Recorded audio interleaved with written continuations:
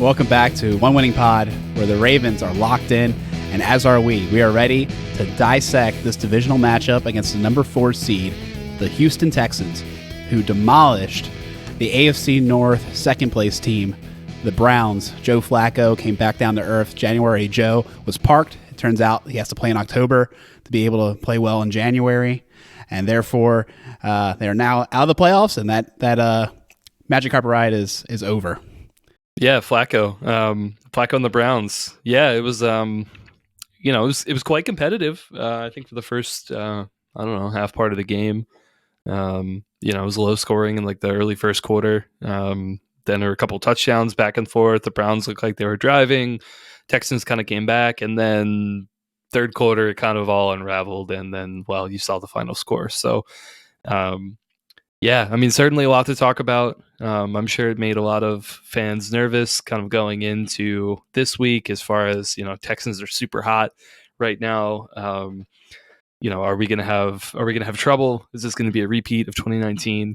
And we'll talk about it. I definitely think that there are, there's some things to be concerned about for sure. The Texans are a hot team. And, Baltimore sports fans in particular, I know, I feel like I'm going to steal your thunder here, Peter, but we just had another Baltimore sports team lose to a Texas team a couple of months ago, which was not very fun, and they were very hot too. So we don't want a repeat of that. But I do think the Ravens are more well equipped, I think, to handle it this time. And we'll get into it. It's crazy how week to week this league is. It's just so crazy. The Houston Texans. And I mean, this also goes back to what you just brought up too, because the Texas Rangers had to do their own clawing to get into the postseason for Major League Baseball, right? But the Texans were an on-target pass to a wide-open running back in the flat away from being eliminated from this season, right? That game against the Colts, Gardner Minshew completes that pass, throws an on-target pass there to the wide-open third-string running back. I forget what his name was. And look, we're talking about a different opponent. I don't know. Would it be the Colts? Would it be the Browns? I don't know. But, all credit to the Texans. What an incredible season they've had. I just thinking back to the first episode we did this year, and we were talking about the Texans and talking up the young guys, the D'Amico Ryans coming in, being the coach, talking about how their beat-up offensive line and how that was awful for them and might derail their season before it even started. And I mean, look, we said it at the time. It was probably good that the Ravens were facing them to start the season before they had a chance for CJ Stroud to get his feet wet, for the team to get some of their promising parts moving. I think we were, I think those were legitimate thoughts that we had about that team. I don't think we were patronizing them, but I also don't think that any of us expected for this team to actually make the playoffs even in the best case scenario. What they've done in their first year under D'Amico Ryans, what CJ Stroud has done as a rookie, just incredible. Just an incredible run for this team. Yeah, I mean, that division was wackadoodle. I think we liked the Colts going into it, but we thought, AR would be playing more of the season than he ended up playing. We all liked Houston, but we thought Jacksonville was going to keep it together, and they just completely. Remember when we played them, they were competing for the 1 seed, and they just lost every game after. That's wild, a huge collapse, and then this team just kept grinding, kept improving, and of course we're on the rocket ship of CJ Stroud. Now, granted, Stroud's a fascinating character. I mean, he's had some crazy performances, some real heroics, but he had to dig himself out of a hole, how were they there? How are they so far behind to have to do that? He's 4-4 on the road. And I think he's going to be a solid quarterback. I think he's going to be top 10. He could be top 5 in certain years. I think he's a great quarterback. And I'm just wondering, can we get him, show him remind him he's a rookie one more time, one more time this season. He has to be reminded he's a rookie. I mean, there's a good shot at it, right? You look at rookie quarterbacks in the postseason, and look, when we talked last time we were recording, I did not include the Texans as a team that I was terribly concerned at going into the playoffs. And you know what? I am now officially concerned. And we'll talk more about this matchup.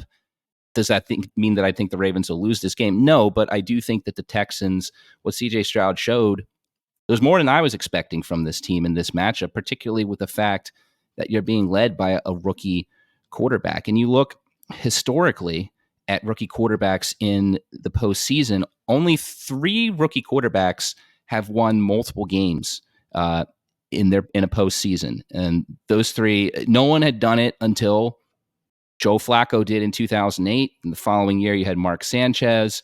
And of course, last year, Brock Purdy. But you look at those 3 teams, in each of those cases, all those quarterbacks made throws at certain times in those games, but certainly they were surrounded by elite defenses. They had very strong running games, reliable wide receivers.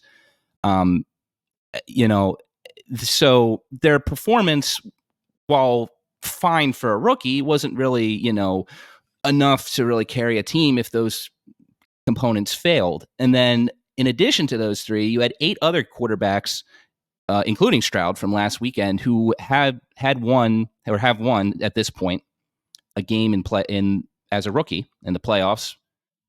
Russell Wilson in 2012, Roethlisberger in 2004, and then we go into names that people might not remember, some of which I don't even know some of these guys at the bottom. Aaron Brooks for the Saints in 2000, Sean King for Tampa Bay in 99, and then we're going to the LA Rams. Dieter Brock in 1985, and Pat Hayden was the very first rookie quarterback to ever win a playoff game for the LA Rams in 1976. So what Stroud did is rare. It has not happened many times in NFL history. So there's 2 things here. Number 1, it doesn't happen very often. Number 2, even when the teams win, it's not really because of the quarterback play. And in this game, Stroud was certainly a huge reason that the Texans won. Granted, they had a great defensive performance as well, and Cleveland had a very poor defensive game, but you got to give credit to where credit's due. The Browns dared Stroud to throw it deep. He did, connected on a lot, and look, that's going to be something, we can look at and say he's going to have a hard time doing against the Ravens, because under Mike Macdonald, those plays aren't there. So that is one advantage, I think, going into this matchup, that the Ravens really need to make sure that they keep up doing what they've been doing all year. Limit those big plays, because that was how Cleveland let this game get away from them in Wildcard weekend. Yeah, I think there's a couple of high-level things that I kind of want to touch on in terms of I think what I saw Stroud and the offense do a really good job against the Browns, and where I think the Ravens can probably have a better shot. Now, obviously, it's not that those things that they did well are going to be gone, or the Ravens are completely silenced them. It's just that I think the Ravens probably have a better plan, probably better personnel to match up with certain things. But anyway, here goes. Number 1, definitely agree with what you said, Peter. I think Stroud was pretty on target. You look at his stats from the game: 16 for 21, only 5 incompletions. That's really good. That really high completion percentage. And there were a mix of a lot of throws. I mean, you saw a lot of underneath stuff. You saw a couple of deep throws.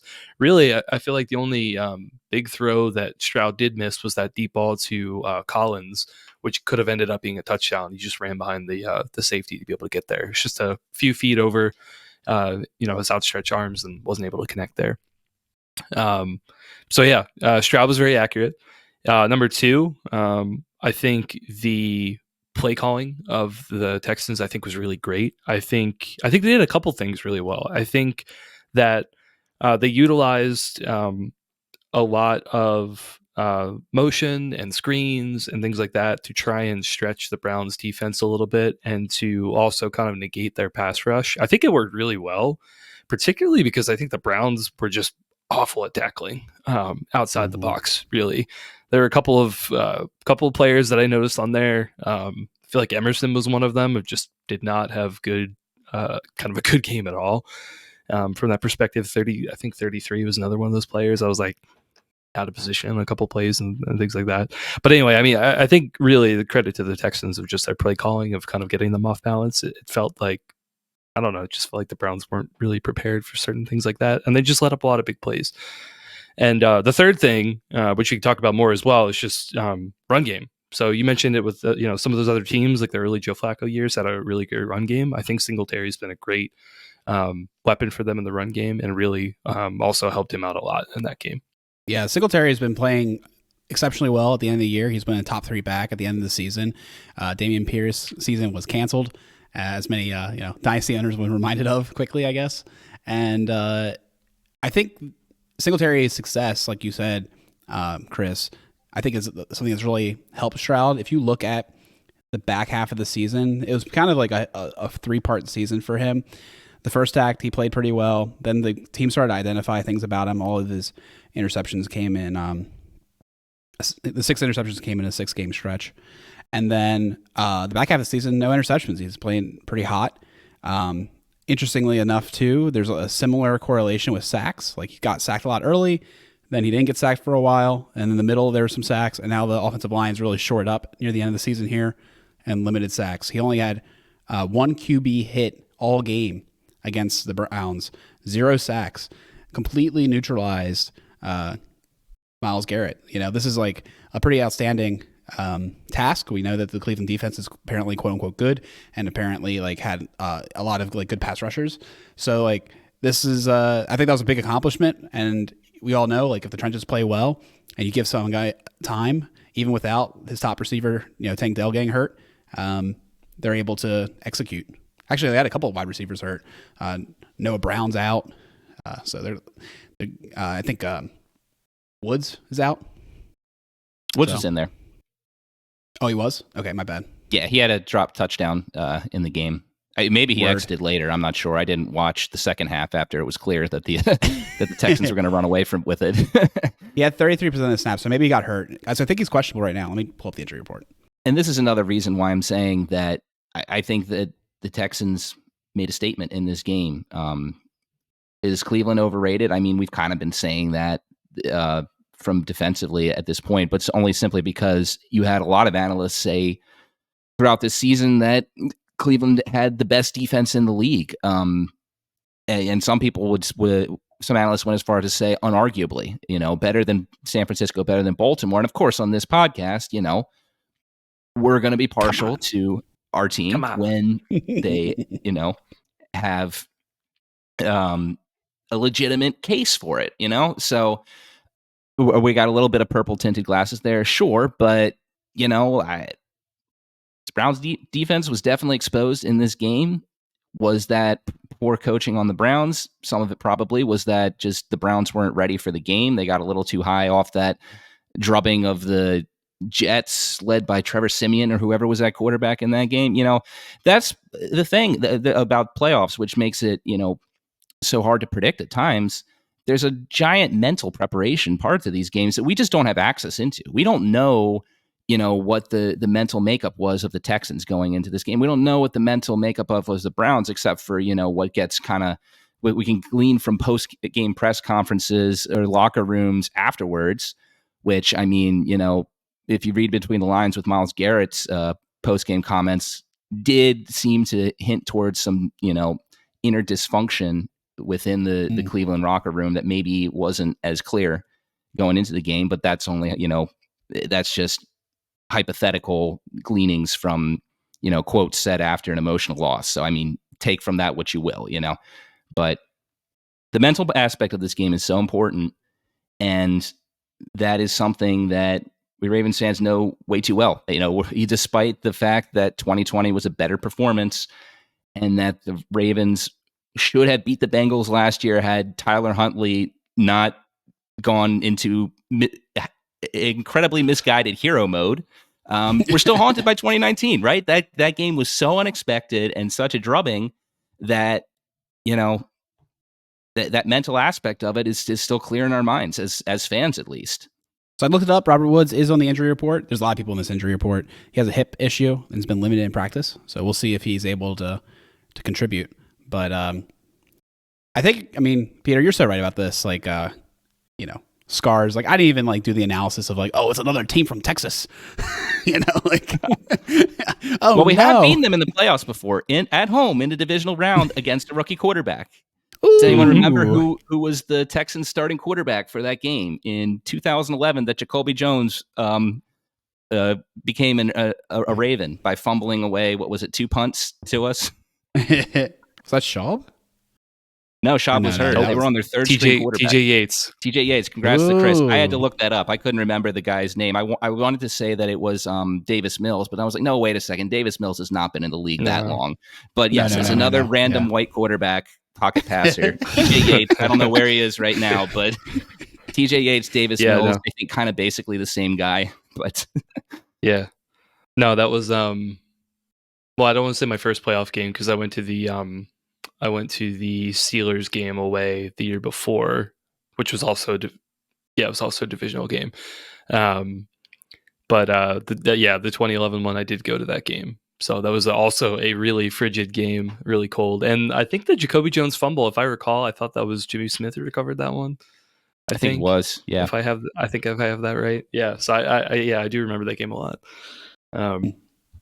But yeah, no, we have done it. We definitely have done it before, and that also too. I mean, that was a really good Texans roster. In those couple of years from like 2010 to 2012, 13, 14 or something.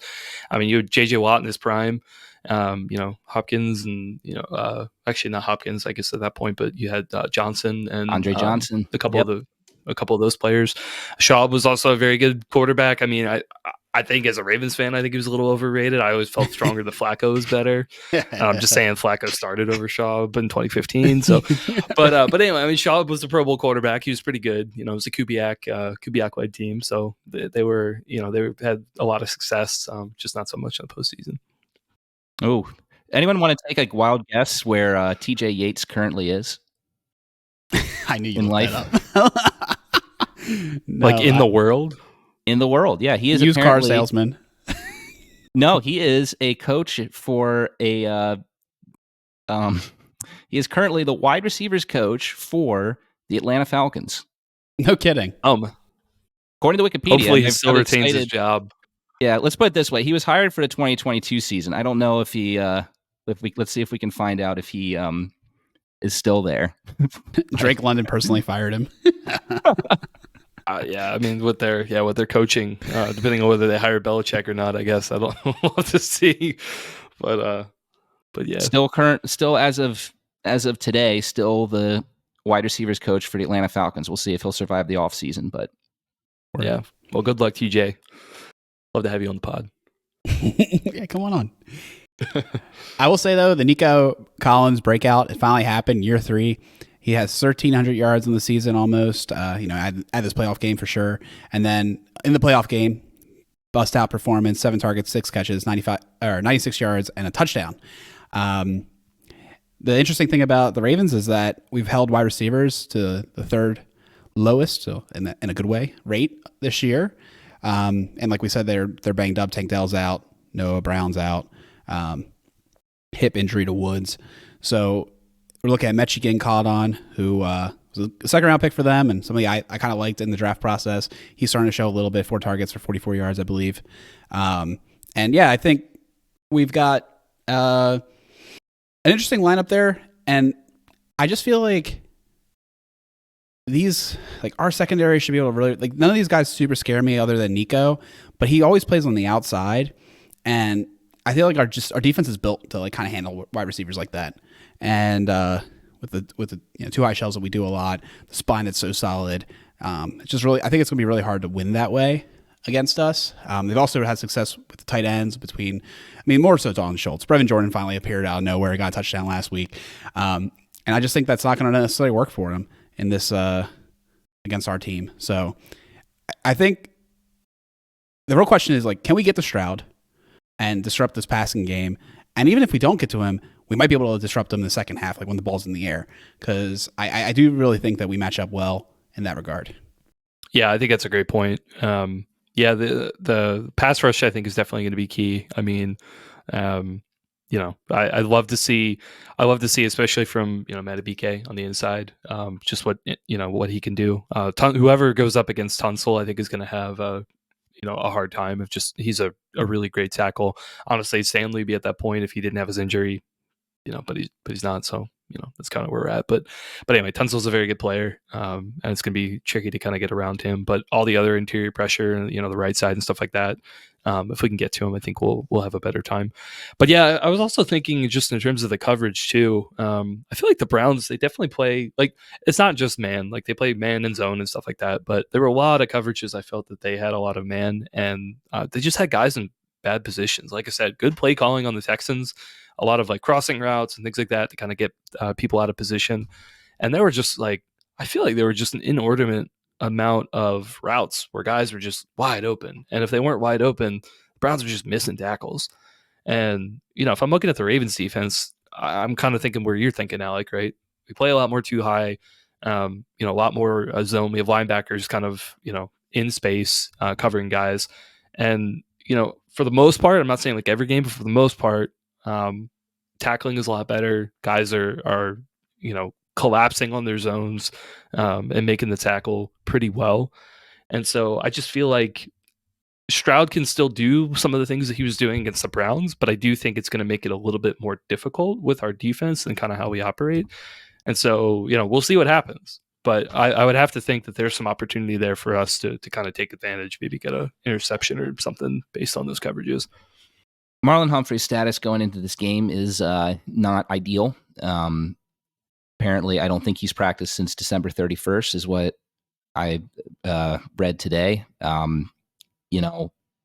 this been Marlon's best year? No, but I think one thing we've seen with Marlon this year is he's a vet, obviously. He's got plenty of football smarts, and he has found ways to continue to make plays, even though there's been several games this year where it's been clear that he has not been 100% physically ready to go. So a loss of that will hurt, definitely, but I agree with what you're saying about, what our secondary is, primed to be able to do against Nico Collins. I think you look at Brandon Stevens and Darby, I think they'll match up very well there on the outside. You look at the first game this season, obviously Stroud not 100% yet. He was his first game there, but even though Nico Collins did end the game with 80 yards receiving, which even in and of itself, that's with what Nico's done this year, that's a pretty great performance, but a good portion of those yards were after the game was already, out of reach for the Texans. That's when Stroud started hitting Collins on some of those deeper routes as they, were just trying to get some stuff done in garbage time. So again, I don't know how much we can take out of that game because obviously, like we've said multiple times, the Texans, they've been had a lot of improvement since that game. But I mean, Nico eclipsed 130 yards receiving just the next game. So, it wasn't that far away from this offense breaking out. So, yeah, on paper, this looks like a matchup that the Ravens should be able to win. I would go as far as to say that. But of course, we have to see how it actually plays out. Yeah, I think Mike McDonald talked, was it today or yesterday, about the bank being real rowdy and really loud. And he had said something about defense being, having to work on their communication, make sure they all get all their calls in and things like that. And, when I look at the Texans, I mean, that's going to be a one huge thing that, again, like I feel like the Browns just didn't execute very well on. And that's like, especially when you're playing a lot of zone, guys are going to have to pass them off, right? We're going from one zone to another and just being really good about the communication. I'm like, hey, I got this guy. I'm going over here, like following this guy. Just being really great about that on-field communication, even after the call comes in, but just handing guys off, it's going to be super crucial. So yeah, I'm sure they're this is something they've been working on for the last couple of weeks. Obviously, we're a lot of high stakes games and things like that, but it's going to continue to be important. And we talk about doing fundamentals right. I think that's got to be up there, one of the most important ones. Yeah, I mean, I think the last thing you look at with offense is just who are some guys who could surprise. Who are the guys you got to watch out for? Because we've seen that happen already in this postseason. You see guys who, are kind of role players, don't really have big games. You've seen them come out. Teams are bringing them out, and they're finding success with them. Harrison Bryant for the Browns had a big game. We're talking about the Texans. Obviously, Brevin Jordan broke away for that big touchdown. You look at the Buccaneers game, how many of their third and fourth string receivers had some big completions for big catches, excuse me, for touchdowns. Anyone on this team that, obviously the Ravens are going to be focused on Collins, are going to be focused on stopping Singletary. The Texans don't really run the ball terribly much as it is. But and they have injuries. So, I think that you're looking at guys who might be a surprise. It's the tight ends, and that's kind of it, isn't it? Maybe Mechie. He showed some promise, had his best game as a pro in that game, but still, it was only a couple catches. I think Singletary is an issue. Like we've seen running backs have success against us, so I think that's a huge part, is making sure that gets slowed down. And I think the biggest way to stop Singletary is gas pedal on offense. If we can get a big lead and make them one-dimensional, I think that's how you win. I really think like the complementary football that we've been playing the last couple of weeks is like how we've been beating teams with such a large sum, is we make them one-dimensional, and then we just feast. You know what I mean? So that's like the key. But you need offense to contribute. You need defense not to let up points early, and so that you can create that lead. It's all synchronizes. Yeah, if you're just one other thing to add, Peter, if you're asking who are the underlooked players, or sorry, I should say overlooked players, not underlooked players, overlooked players. Overlooked or underlooked. Yeah, that could surprise us. I feel like the two guys for me are Mechie and Hutchinson. I think they had a decent bit of snaps in the game against the Browns. I think Mechie's questionable right now. But I would expect he would get the majority share of snaps, depending on what other receivers are playing. He's got a lot of speed. I know they used him a lot on sort of like jet sweep motions, things like that. So, he would be a guy to watch out for. And then Hutchinson, I think he only got 2 catches on the game for the Browns. But, we saw 2019. I think, what was the name of that receiver from the Titans? Ended up going to the Lions at the year after. But he had that deep touchdown over Marlowe. This is exactly why I bring this up. Okay, well then, good. Yes. Yeah. Gosh, I'm struggling with the guy's name. I'll have to look it up. Hang on. I am too, but I remember the play. I did not remember the name. Khalif Raymond. Raymond, and he had a great game. Right? No, it was not Khalif. Well, who was the guy that had a great game for the Lions the other day? Was it Khalif Raymond? In week 18 he did. I think Josh Reynolds had some early catches. Oh, it was Reynolds. Yeah, Reynolds, the revenge game. Yeah, Reynolds had some good games too. Yeah, Khalif Raymond, he's the guy. Yeah, but anyway, yeah, if you were looking for the Khalif Raymond of this, I feel like Mechie or Hutchinson maybe be my guys. I liked Hutchinson in the draft process. Don't say those words out loud. He's more of a possession receiver, though. I think we might be all right. Yeah, in any case, let's move on to the defense. Certainly, if we're looking at, especially if we're looking at the game against the Browns, they contributed 14 points out of the 45, 2 pick sixes from Baltimore's favorite, Joe Flacco. Certainly they had one of their better games this season, I think. Very high motor, particularly in the second half. I think they were just really getting after it, trying to get after Flacco. But I think in all phases, defensive line was looking pretty good. They were rushing pretty well. Linebackers, I think, were playing pretty well. For the most part, I think they were playing the run fairly well too. And then, you look at the back end. Guys we talked about week 1. Petrie, we talked about him at the safety spot. Stingley was another guy at corner, guy we really liked. He played great. I think, if I recall, I think he only gave up a catch or something to Amari Cooper the whole game.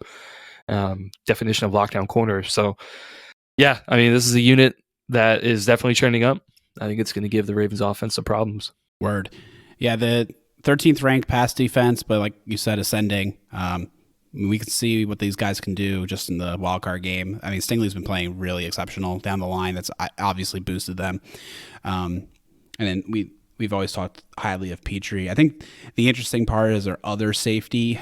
They're using a bunch of guys that, Houston Carson was on our team at one point on the practice squad, or you know what I mean? Like he's playing meaningful snaps, 55% of snaps last week. Amos is playing for them as well. So, and that was before I went into garbage time, right? Before they kind of gave up. So I think that's that's kind of interesting. I know that Desmond King is a guy to look out for. He's played pretty well. He usually matches up in the slot, and therefore, like, he could get action against Zay. And then maybe even, like, I'm curious what they would do if, like, Mark Andrews is available in this game, big slot, likely, etc. That's I think an interesting matchup to pay attention to. But yeah, that's to say their secondary. I think it's not a group to think that you're going to pick on. I also think it's not a group that you need to be stupidly concerned about. I think they have enough good players, but we do too. We match up. We have enough talent, I think, to overcome their talent. We do. I think, and I think another thing that you look at with this squad is, yes, they are on the ascendancy, but also you look at who they've played. The back half of their season, I mean, they played really only 2 competent passing attacks. One of those was the Browns back when Amari Cooper was healthy. I don't know if that had something to do with the Browns' stagnant passing attack, in this game. But I mean, Cooper definitely didn't look like he was fully healthy in that game. But obviously, Cooper torched them for something like, I mean, I will not forget that because it ruined so many of my fantasy teams this year because I was on the opposite end of that. Sorry, dude. And then, I mean, the other games they played, Jacksonville. Jacksonville back when Trevor Lawrence, before he got hurt, they were a very good passing attack. But then the other games they played during that stretch, Arizona, Denver, the Jets, the Titans twice, the Colts. It's been a bit since they've been consistently tested. And that's not to discredit what they've done, because obviously you look at those passing offenses and they've had some good games against really bad secondaries. So it's not like you just step out there and you automatically do well. No, they have to be doing things well to do that. But you see what we've done, how this Todd Monken offense has evolved, and I have a feeling that the Ravens are going to make a point of emphasis to have a really strong game plan as far as how to attack this secondary. We've got the guys to do it. Like you said, it's really just going to come down to the age-old question of rest, which, I have been leaning much more towards the idea that it's a bunch of bullshit. It doesn't really matter if you rest or not. But if this offense comes out and they're not rusty, they're going to be able to move the ball. And, the Browns, even though they lost by a lot, they had points where they were moving the ball quite a bit and had room for tight ends to get a lot of yak out there. They had option, so I think you look at the speed here of what you have at receiver and at tight end, with Zay and Likely and Bateman, and there's going to be a lot of big plays here for this offense to exploit. And it's just going to come down to something that we have no insight into, which is just, how fresh is this offense going to be? Locked in, man. It's going to be locked in. That's the hope. And I think a good way to get that started is with the running game. I hope we're able to establish some pretty good running game early on. Sands quarterback, hoping that Gus Bus is recharged. They got a tune-up in the garage, and Hill's good to go. And then they cut Melly, so it sounds like it's going to be Dalvin Cook season. We'll see what he has left in the tank behind our offensive line and with Lamar by his side. So I think it's exciting. Let's see what this running game can do. But like you said, I think we could lean on our passing game and even use short passing. Recall, this was the Zay game. This was the game where they just manufactured touches for Zay, and they could totally do that again, maybe, potentially, who knows. I think that's the beautiful thing, right? So at the beginning of the year, they do the Zay game. This is the classic, when you beat a team, hopefully, I hope the Ravens are acting like they never played the Texans before. Don't act like anything's just going to work again, because this is a whole different team. So many weeks later, I'm sure that they're smart enough to know that as well. So I don't think they're going to try to go back to being the Zay game, but you sure as heck know that the Texans are worried about the Zay game. They're worried about how can we make sure that doesn't happen again. So I definitely think we'll see a variety of different attacks, and I can't get this out of my mind that the way that Lamar talked in his presser, and he asked, you think you're going to put up points against this team? Because remember, they didn't look very sharp week one. Offense was a little rusty, a little slow. Rachel was concerned they might not win. um, he was like, I'm very confident we're going to score. I'm very confident. He had like this grin. And I was like, oh, he knows something. You know what I mean? Like it kind of felt like he felt good in the game plan. You know what I'm saying? I just feel like there's some confidence there that they have the right game plan. They're locked in, and I really am. I'm just so eager to see this team get on the field. It's been a long ride just for us fans. You know, we haven't had meaningful football since the new year. Yeah, definitely don't count the Steelers game as meaningful football, but just for them, just to get a worse draft pick. Yeah. But yeah, no, I mean, yeah, definitely agree with that. A lot to be excited for. Actually, before I talk about Lamar, though, I did want to go back to something you guys said about Dalvin Cook coming in. Yeah, I feel like we had kind of hinted at this a couple of weeks ago, just saying like, you know, actually, I won't say all of us because I'm not sure if Peter was as concerned as maybe Alec and I were, but you know, about the run game and just about like, okay, it's working okay, but like, you know, obviously we haven't, you know, Gus's yards per carry is a little bit down, Justice Hill's going a little bit up. It still wasn't kind of as effective as it had been with Mitchell and Gus kind of running the show. And what do you know? They pick up Dalvin Cook, and you know now it looks like he's the guy if they're releasing Melvin Gordon. So, I mean, I think it's a huge wild card. I mean, if you ask me, I feel like it's a low risk, high reward move. Because I mean, you know, if he doesn't do anything, okay, fine. We've got Gus and we've got Hill. You know, we know that we can trust those guys. But if you know, if Cook ends up really kind of, you know, being the shot in the arm that I think that they're expecting, I think that does a lot for this just offensive balance that we're talking about. You know, obviously we know Lamar, you know, has his weapons now. We can pass the football, but you know, I think Monken wants to have a balanced offense. And so, yeah, I'm really excited just to see what Cook can do. I'm looking forward to, you know, after the game, assuming we win, I'm looking forward to analyzing what Cook has done on this game. I hope it'll be significant. I don't want to say I'm not concerned about the running game, but I have a lot of confidence that Gus and Hill can carry the load and can continue to. But look, when you are going for the Super Bowl, you go all in. You try and find every angle that you can to make your roster the absolute best version of itself it can be. And this is an excellent move by the front office. I agree with you guys. I don't know if it's going to work out, but I do think that Dalvin Cook to me seems like he has more left in the tank than Melvin Gordon did. I mean, Melvin Gordon has been his career. It's been a few seasons, right? It's been a few seasons since he's been the guy that, you know, he made a name for himself, both in college at, I believe it was University of Wisconsin, and then in the NFL with the Chargers. Just never really was that guy for the Broncos, despite, you know, he had some games here and there, but just physically just not the guy. I mean, Cook, we're only talking about last year. We're only talking about last season. Was it a slightly down year by his standards? Sure, but, you know, still 1,100 yards rushing, 8 touchdowns. You know, he had an 81-yarder. He was still somewhat effective in the passing game as well. 39 receptions, another 2 touchdowns there. I mean, the guy is only a year removed from being better than Justice Hill or Gus Edwards, right? I mean, if the Ravens can figure out what the Jets did wrong in this short time, we could be looking at this guy being the starting running back for this team.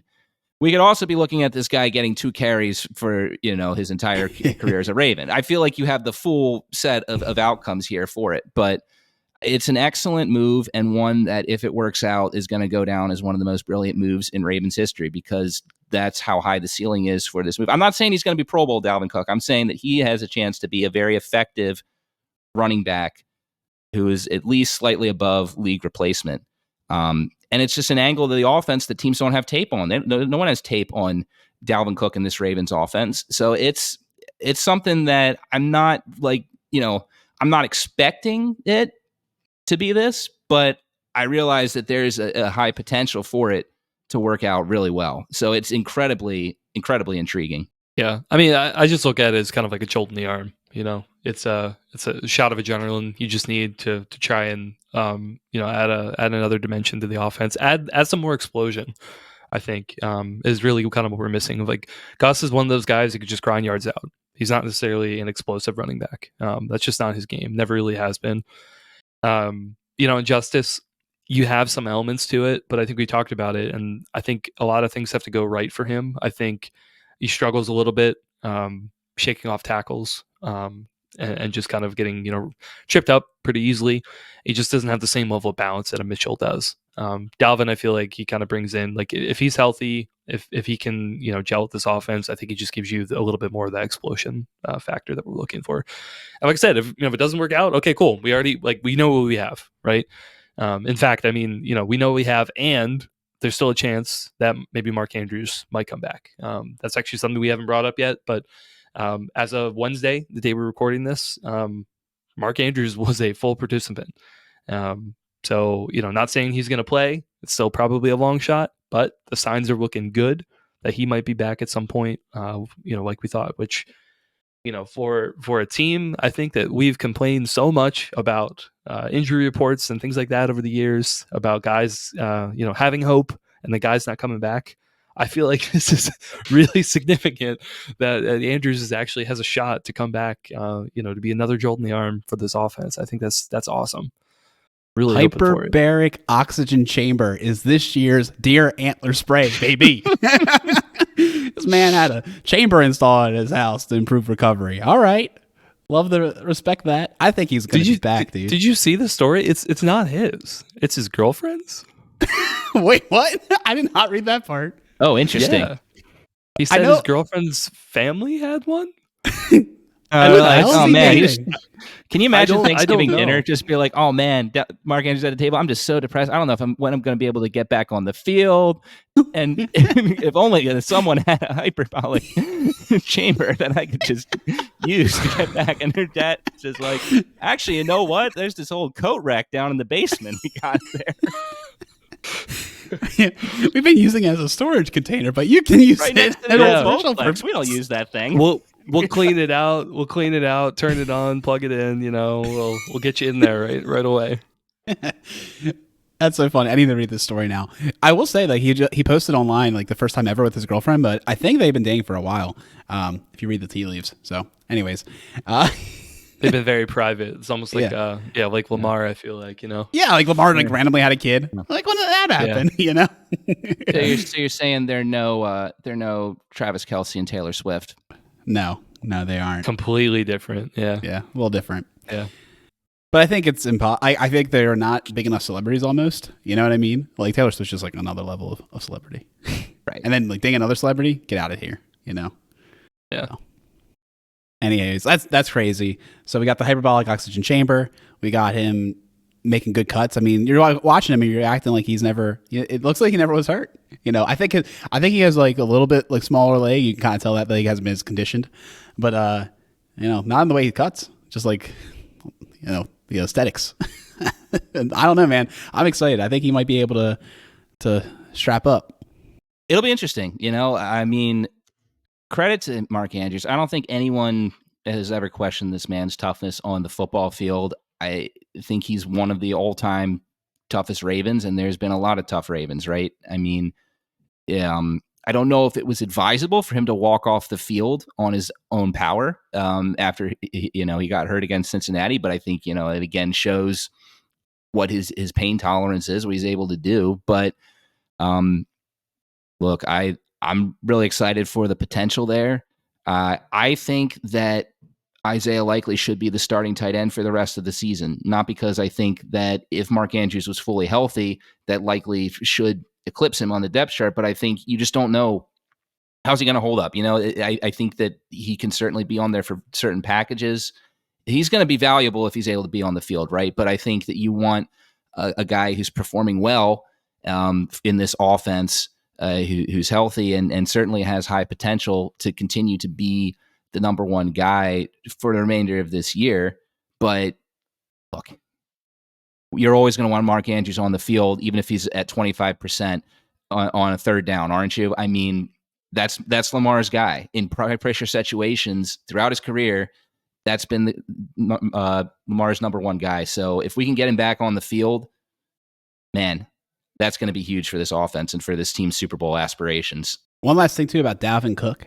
Dalvin Cook's known for having shoulder issues, dislocated shoulders, and he was like the originator of the device to like keep his shoulder in place. And we have multiple players on our team right now wearing shoulder devices. So I feel like he's really just a part of this family. He fits right in.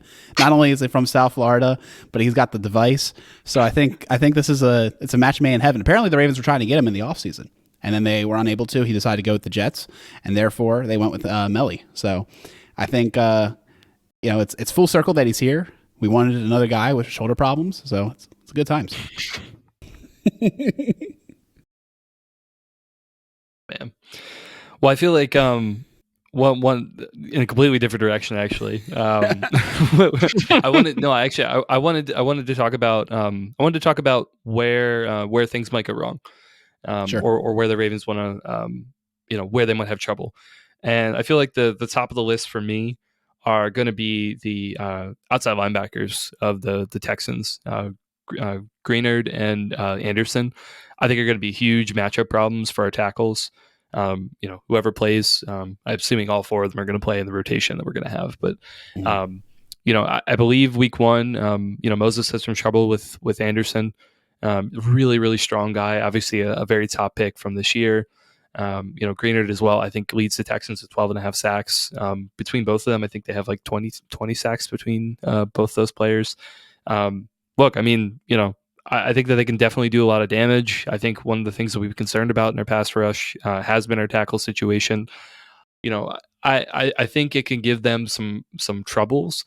Now, I do want to caveat, and one thing, as Ravens fans, we can kind of look to and maybe have, a little bit more confidence going into this game when you look at, the pass rush of the Texans against the Browns. Flacco definitely does not have the same escapability in the pocket as Lamar, right? So I think that there is a, advantage Lamar if you're doing like a checkbox of, who's got the advantage or whatever. Like Lamar definitely still has the advantage. He's got the mobility. He's got the, elusiveness in the pocket. Flacco does not have that. I was watching with my parents and I was trying to point out just like, hey, Flacco's going to get sacked there. Oh, he got sacked. Flacco's going to get sacked there. Well, Flacco's going to throw a pick. Yep. It's very obvious, and I'm sure the players as well, they can kind of pin their ears back and not have to worry about Joe Flacco escaping and getting a bunch of yards or making the throw downfield. Right. It just doesn't have that. But that being said, credit to credit's due. They've got some really disruptive edge guys there, and I think the Ravens are going to have to be ready. They're going to have to come up with a blocking scheme and determine, is Ricard going to be in there? Are they going to try to run these two tight end sets? Are they going to try to get Andrews involved in there if he does play at all? A lot of questions there for sure. My big thing with this game is the turnover battle. CJ Stroud has been incredible this year with protecting the football.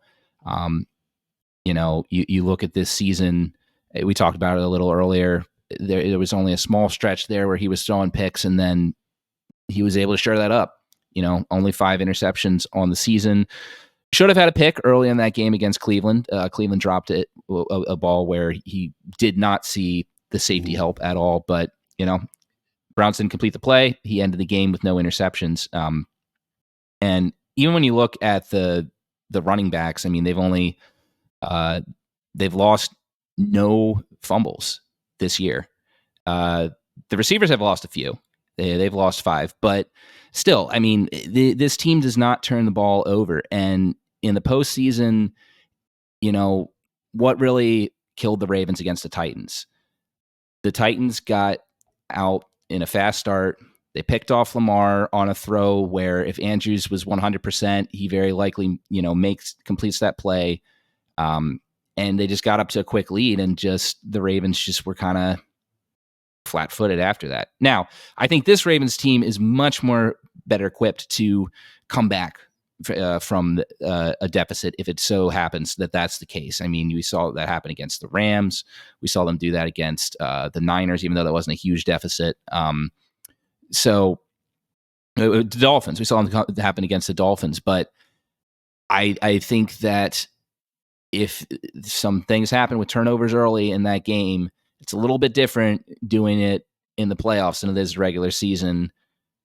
Hopefully Tennessee wouldn't creep it up in the back of their minds if for some reason that were to happen. But the turnover battle, I think, is something that's going to be very important in this game, and the Texans have been excellent in that category all year.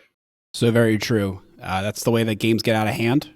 We saw it with them. We saw it that Dak, threw 2 picks, and Green Bay just rolled, and that definitely stunned the Dallas faithful. And we'll just have to avoid that. That's like you said, Peter. It's so critical. One thing I want to talk to you about as well with Andrews and like how we might deploy him. I think, Peter, you mentioned like on third down you might want him out there. I wouldn't be surprised if he exclusively lines up as a wide receiver. He's never really in line, and if he's in line, he never blocks. Like I think he won't be out there on running plays unless he's out wide and like probably not involved in the play. I think this is just speculation. If there's anything wrong with his leg, it's probably under load when blocking more so than running routes. That's my guess. Yeah, I mean that's certainly a good point. It just means all the more blocking for for guys like Ricard and running backs as well. I can't remember. I don't know if you guys know off the top of your head. Has Dalvin been known for being a good pass blocker at all? Would he be one of those guys maybe to put in those situations? Mm-hmm. Yeah, I don't know his pass blocking street cred. Okay. Well, he's a vet guy. Hopefully, yeah. I mean, he was a 3-down back, so you would think he would be. Yeah, 3-down back. He had to play a lot for Cousins passed the football a good bit, so I had to be somewhat good at it. I think is a poor pass blocker according to Jets fans. Well, we can't trust. I know. You can't trust the Jets thing right now. I mean, if you had to spend your time. Oh wait, this is before they signed him. This was before. Okay. Yeah, they were. I was about to say, he's not a good fit. Yeah. This reporter was saying he's not a good fit. Michael Nanina. So he's not a good pass blocker. I don't know. Well, in any case, I mean, Justice Hill is a goat of pass blocking. Yeah, he is. No, he will. Yeah, certainly be valuable in that role, for sure. Dude, yeah, I just can't. You got like the biggest thing. I think Rose said it really well on his press availability. Like, if they play the brand of football they are known to play and execute their game plan, they're very confident in their ability to win. I think that all of us are as well. I think that's really all it comes down to. Like, this team is extremely talented. I was telling a coworker today who was like sort of unaware of how good the Ravens really are, And I was like, yeah, they're the number 1 seed in our division. They're the number 1 team in football in many metrics. And it's one of those things where there's plenty of number 1 teams that don't win it all. But there's not really any excuses. They should be able to beat any team that they go against. They are favored by 9.5 points in most sport books, which feels ridiculous for a playoff game, frankly. Like, this is a good team, and they're saying, yeah, they're going to roll. And that's where we're at. We have to now evaluate in our bold predictions and score predictions, like, what's going to happen, with this team. What, where are they going to line up? I know when I first saw the lines, I was stunned. I was like, that's disrespectful. We see those kind of lines against mediocre to bad teams. This is a playoff team. Now, granted, like Peter said, week-to-week league. We're over here enamored by the Texans, and moments before they could have been knocked out of the playoffs by a simple dump-off pass to a third-string running back. So, hot and cold, I would say CJ Stroud, one like little pool quote on away games, 4 out of 7 of them that he played in away games, he had under a 90 passer rating. So he can be cold on the road. And I think that's notable. But again, those games were a little bit earlier in the season, and I think he's definitely turned a little bit more of a page. He's a little bit more of a vet now. So we'll see how applicable that is. His worst game on the road was just last month against the Jets. Well, that's good. Love that. Oh yeah, I forgot. Yeah, the Jets game. I forgot because it's like inverted in my head. The first game of the season should be at the top, but it's not. Yeah, I know what you're talking about. Yeah. Oh, yeah, and ESPN used to do it the other way, too. So it's, But I know the Ravens were the first one, so I should have known better. But carry on. Bold prediction time? Score prediction time? Man, I'll go first. Yeah, I feel like that 9.5 or 9-point spread feels a little disrespectful. I'm just being honest. I feel like I've been telling a couple people this week as well of, hey, look, the Texans had put up 45 against the Browns. I wouldn't look into that number too much. I think at some point, I feel like the first pick 6, I was like, okay, they could come after it. After the second one, I was like, okay, the Browns know that they've lost. And you can see the play calling shift as well. for that. It's kind of a runaway game at that point. So I don't look into that number as too scary and say, oh, the Ravens have to match 45. I don't think that's true. But that being said, Texans are a good team. There's a lot of things to be concerned about. So don't overlook them. But yeah, for me, I think the big test for Stroud, I think, is just going to be playing at the bank. All three of us are going to be in that crowd for the divisional game. I'm sure tons of Ravens fans listening in on this pod, and even if you're not listening, are going to be at the bank. We're going to be rocking, going to be loud, going to be causing havoc for Stroud and the offense, communication wise, and hope to cause a lot of false starts and delay games and things like that. So I think the Ravens are going to win. I think they're confident. Everyone says they're locked in. I think they're locked in. I'm going to say they win this one. And it's funny because even though I said the 9-point spread is a little disrespectful, I'm going to say that they win by 10. Yeah. Just because I feel pretty confident about it, and it doesn't feel like too crazy. I'm going to say that they win 30. Let's say 34-24 Ravens. And my bold prediction will be that I want to say Bateman gets a touchdown, but honestly, I feel like Stingley's going to be on him all day. So I'm a little concerned about that. But you know what? I'm going to go with it anyway. I think he's the X factor, man. We didn't talk about him this episode, but we've been talking for a couple of weeks. He's trending up. He's being a contributor. I liked how he performed against Ramsey a couple of weeks ago.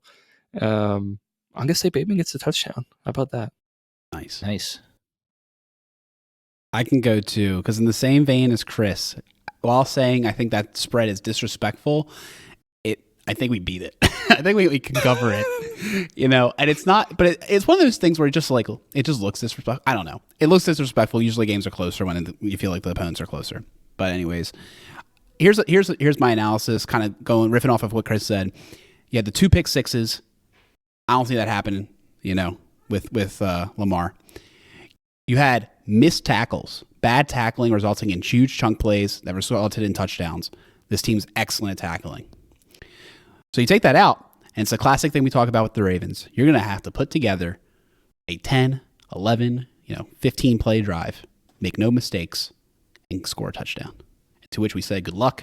If you can do that, kudos. And it takes time. It's hard to do. And I think that's what's going to result in a lower scoring game for the Texans. I always love this score. I feel like the score hasn't done me wrong. I didn't double check it. But I'm going with my quintessential Alex score of 31-17 Ravens. And that score last was told when we won 56-19 against the Dolphins. Let's go.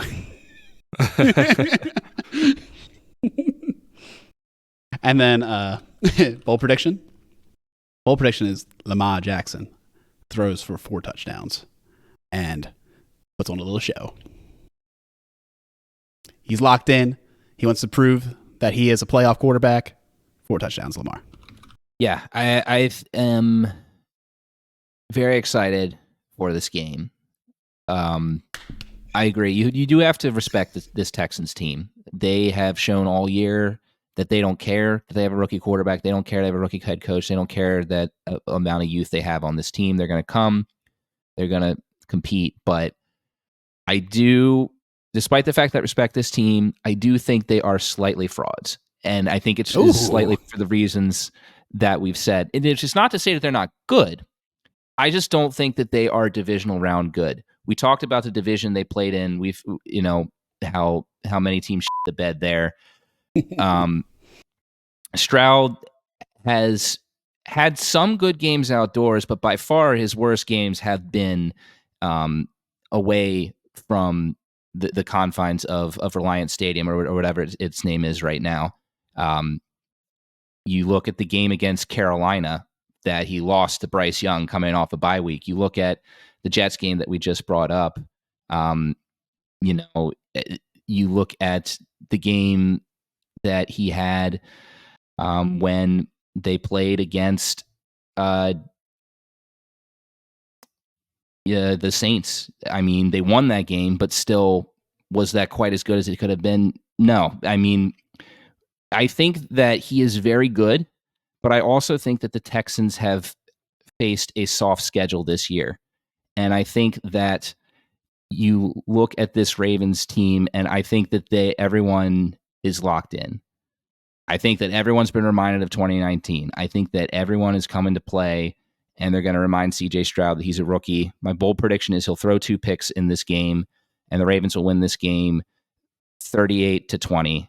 I think that the Ravens are going to come out firing, and that this will be a comfortable win. Do I expect the Ravens to run away from it from the beginning? I'm not sure. I think that the Texans will put up a fight. This might be a game where the Ravens pull ahead in the second half, like we've seen in some similar games, like the 49ers and Dolphins. I guess those games, they kind of pulled away in the second quarter. It wasn't quite the second half. But yeah, I think that the Ravens will be ready for this game. I do not think they're going to have a repeat of 2019. There's got to be too much of a reminder in that building to avoid that. And I think they'll win this game handily. And then welcome the Chiefs the next week at the AFC Championship. And Taylor Swift. We'll see about that. Let's stay locked in on this week. Ravens fans out there are tickets available on SeatGeek for reasonable prices. We can say with confidence they're under face, and then there's ridiculous fees that you have to pay, and then it's a little over face. But I think if it's a game and you can afford to go, I think you definitely should try to go out to the bank. It's going to be loud and it's going to be cold. So the 2 H's are what you need. You need halls and you need hot hands. I guess it's 3 H's. Hot hands and halls. With those 2 things, you can be loud and have the stamina necessary to cheer on the Ravens through those conditions. We'd love to see you there. I think this is going to be a big game, a big moment. And I feel like the one thing that's kind of lost, the gravity of the situation is the Ravens win this game. They will bring an AFC Championship game to Baltimore for the first time as the Ravens. And that is special. We really should appreciate how special that is, but not take it for granted that's happening. We have to be at the bank and support them this week, and we'll see what happens, man. I'm so excited. It's been 18 long days, I guess almost 20 long days of waiting for this game. I know I've had a couple text messages where people are getting antsy. We just want to see some football, and I know I'm right there with you. So go Ravens. Stay locked in. Let's get this dub.